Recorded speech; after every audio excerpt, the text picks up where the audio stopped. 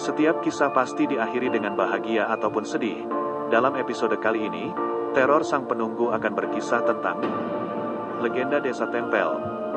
Namun, sebelum lanjut pada kisahnya, silakan subscribe dulu channel ini, agar kalian tidak ketinggalan kisah-kisah legenda dan misteri selanjutnya.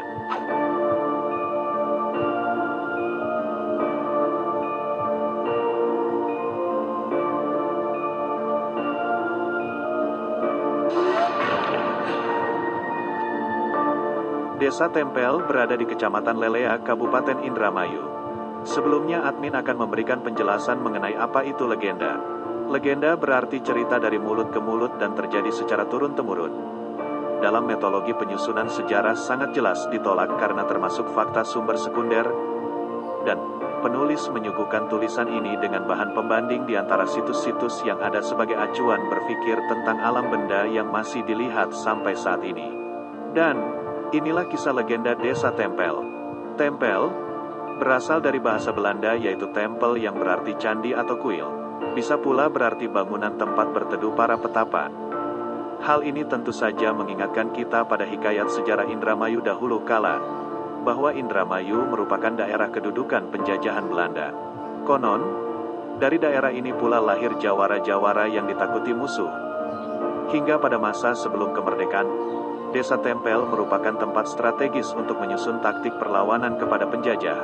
Walaupun tokoh-tokoh tersebut saat siang hari harus menyebar ke daerah lain seperti Lelea, Losarang, Tugu, hingga pusat pemerintahan, jika sekarang yaitu di Indramayu Kota. Beberapa orang yang sangat dipercaya memberikan berita kepada masyarakat lainnya agar tetap waspada di saat-saat tertentu dengan taktik tinggalkan rumah maupun bersembunyi di balik gundukan-gundukan padi. Hal ini dilakukan untuk menghindari pencarian tokoh-tokoh tersebut, agar tidak dijadikan sasaran tendangan dan siksaan kompeni Belanda.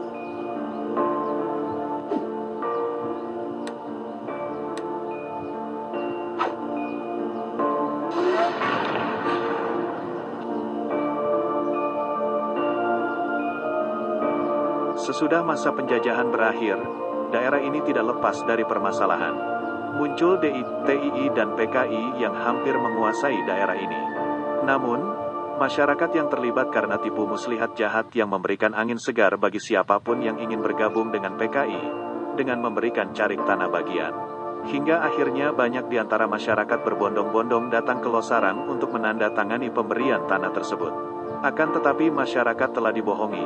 Sebenarnya tanda tangan itu dimanipulasi yang awalnya tanda tangan untuk mendapat carik tanah, akan tetapi surat tersebut berisi tentang bersedia menjadi anggota PKI dan mendukung pergerakannya. Sesudah masa-masa kelamber lalu, desa ini dikenal desa yang tertinggal. Sontak banyak tokoh yang dijuluki maling namun berhati dermawan. Sebut saja Banil, ia mencuri hanya untuk dibagikan kepada masyarakat yang membutuhkan makanan. Bila mana ada perampok yang benar-benar mengganggu kedamaian desa tersebut, pastilah tidak akan selamat. Kejadian ini dialami Warta, ia meninggal di tengah-tengah pematang sawah, setelah dikepung jawara-jawara desa Tempel. Padahal Warta yang terkenal sakti itu menantang siapapun tak akan dapat menangkapnya dan membunuhnya. Namun hari itu naas, tak mempan senjata-senjata yang dibawa jawara. Tetapi, salah seorang jawara mengetahui kelemahan Warta yaitu dengan tanah bekas sarang kepiting sawah atau dalam bahasa Indramayu disebut yuyu. Warta yang sebelumnya tak bisa mati oleh injakan orang-orang, dihimpit papan dan kayu-kayu besar, ia bergeming. Namun kali ini ia harus menyerah oleh sentuhan gundukan tanah lubang yuyu yang masih basah itu. Kini tempat penangkapan rampok kakap itu dinamakan Blok Gejut. Seram juga tempat itu, ditambah tumbuh pohon besar berbentuk jamur, sehingga terlihat mencekam penuh misteri bersejarah di tempat itu.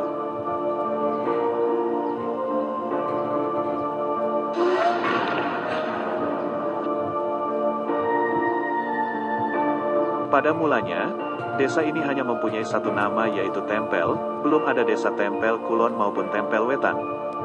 Dan pemekaran sudah tidak bisa dibendung lagi karena perkembangan penduduknya yang semakin bertambah.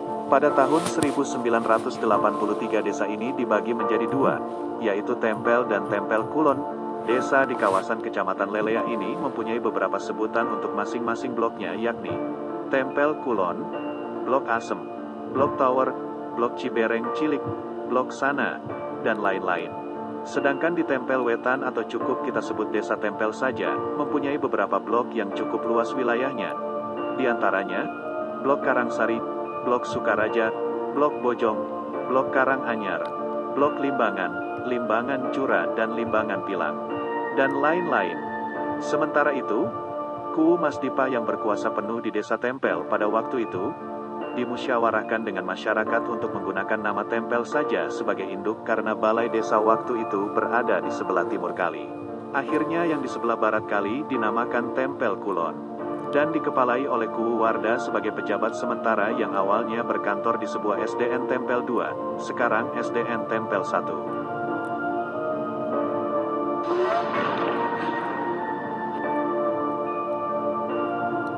Kisah legenda yang penulis dapatkan ternyata memiliki dua versi yakni, versi pertama, bermula dari kedatangan putra telaga yang bernama Jakas Rukun, dan inilah legenda desa Tempel dimulai. Konon Jakas Rukun sangat sakti mandraguna dan penentang kolonialis VOC. Sampailah Jakas Rukun pada suatu pedukuhan yang dirasa aman dari kejaran VOC. Jakas Rukun merasa kerasan tinggal di pedukuhan tersebut dan dilindungi oleh Ki Buyut Jatem. Ki Buyut Jatem memberi Jakas Rukun lahan untuk bercocok tanam di sebelah timur rumahnya. Karena Jakas Rukun merasa kerasan, atau nempel, dalam bahasa Indonesia yang berarti ada hasil atau sukses, maka kelak akan menjadi cikal bakal desa Tempel sampai sekarang ini. Makam Jakas Rukun berada di pemakaman Kacongan sekarang, yang berada di Tempel Kulon. Di situ ada makam di bawah pohon besar bergelar Buyut Karib, Buyut Srukun, Buyut Gobak, dan sesepuh desa yang lain. Entah asal-muasalnya seperti apa, konon pekuburan itu diawali oleh Buyut Karib tersebut yang mayatnya ditemukan tersangkut pada julur-julur batang pohon waru, lalu berkembang menjadi pemakaman umum. Konon pula di sebelah barat jembatan kayu dekat pemakaman tersebut banyak ditemukan kerangka manusia pada saat ada pengerukan kali. Ada juga pemakaman yang sengaja dipindahkan ke muasalnya yaitu desa Telaga Sari. Namun sesudah kerangka itu dibawa menuju pemakaman baru yang ada di desa Telaga Sari tersebut, hilang entah kemana. Sontak saja pembawa kerangka jenazah dan sisa-sisa tubuh yang sudah menjadi tanah itu, kosong hanya lipatan kain putih yang melilit tanpa isi. kembali ke tempat penggalian pertama yaitu di pemakaman Kacongan. Kejadian kerangka hilang itu terus berulang berkali-kali, sehingga akhirnya pemindahan makam tersebut dibatalkan.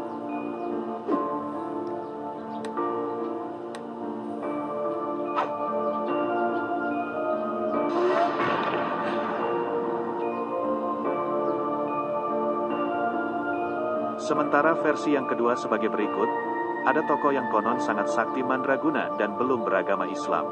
Karena kedikjayaannya, beliau sangat disegani oleh lawan yang ingin mengislamkannya. Dia seorang pendekar sakti. Salah satu tokoh penyebar agama Islam di wilayah Cirebon Nagari, kalau sekarang Cirebon. Yang tak lain adalah Ki Kuwu Sangkan alias Pangeran Cakrabuana atau yang kita kenal sebagai Raden Walang Sungsang, yang pernah mencoba bertarung sengit melawan pendekar ini.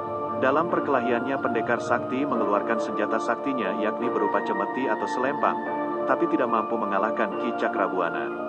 Tempat ini kelak bernama Blok Cemeti, nama blok di wilayah Desa Cempeh. Sang pendekar berjalan menuju wilayah selatan, beliau menemukan sebuah telaga atau danau dan dia pun beristirahat dan kelak tempat itu bernama Desa Telaga Sari. Dari tempat yang tidak jauh dari telaga tadi karena kepanasan akhirnya berteduh atau dalam bahasa Indramayu ngaub. Tempat itu yang kelak menjadi desa Pengauban. Karena terus kalah dalam perkelahiannya, sang pendekar sakti ini melanjutkan perjalanannya ke selatan barat. Beliau pun menemukan tempat yang ia merasa betah. Dia pun akhirnya tinggal di sana dan bercocok tanam. Karena merasa nempel atau sukses dan ingin terus tinggal di pedukuhan tersebut, maka lambat laun pedukuhan itu bernama Desa Tempel. Sementara itu, jika menilik dari kitab Babat Dermayu II, kawasan ini menjadi area gerilya pasukan Bagus Rangin ketika melakukan perlawanan kepada penjajah Eropa.